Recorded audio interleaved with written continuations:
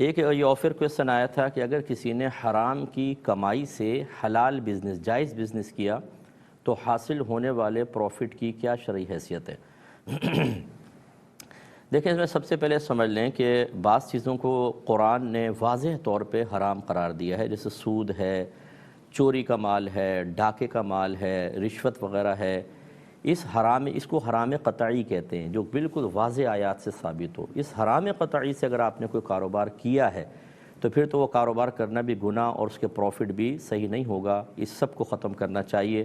حرام مال کا حکم یہ ہوتا ہے حرام قطعی کا کہ اگر آپ نے حاصل کر لیا ہے تو مالکان کو واپس لوٹانا واجب ہے۔ اگر مالکان کا نہیں پتہ تو بغیر ثواب کی نیت کے صدقہ کر دیں ان مالکان کی طرف سے۔ ایک ہوتا ہے کہ جو حرام ظنی کہلاتا ہے، یعنی علماء فقہا اپنی رائے سے اس کو ناجائز کہتے ہیں، قرآن میں اس کی ایسی واضح ممانعت نہیں ہوتی۔ اگر اس کے ذریعے کسی نے کاروبار کیا ہے تو اس میں گنجائش نکلے گی، اسے اس سے بھی احتیاط کرنی چاہیے تھی، لیکن اگر اس نے جائز کاروبار کیا ہے تو اس کا نفع اس کے لیے طیب اور حلال ہو سکتا ہے۔ لیکن بہتر یہ ہے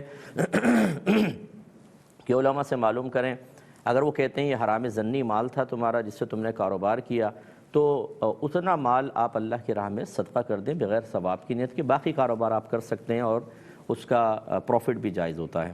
اچھا، ایک ایسا ہوتا ہے کہ لوگ اس کو حرام سمجھ لیتے ہیں، حالانکہ وہ حرام ہوتا نہیں ہے۔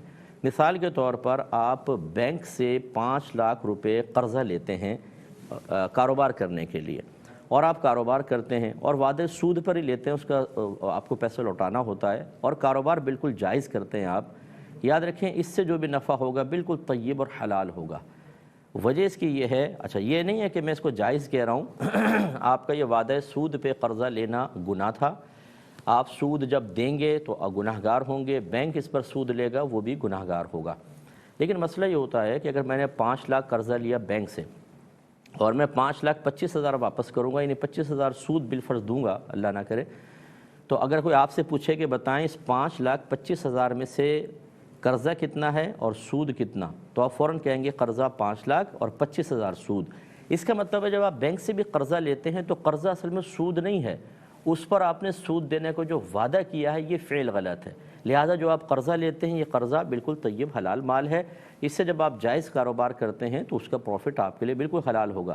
جبکہ عام لوگ یہی کہیں گے آپ نے بینک سے پیسہ لیا وہ تو سود کا پیسہ ہوتا ہے، یا آپ نے سود دینے کا وعدہ کیا ہے تو آپ کا کاروبار حرام، یہ مال حرام۔ یہ مال حرام نہیں ہے، یہ طیب حلال ہے، لیکن آپ نے وعدہ سود پر لیا تھا اس لیے گناہگار ہے۔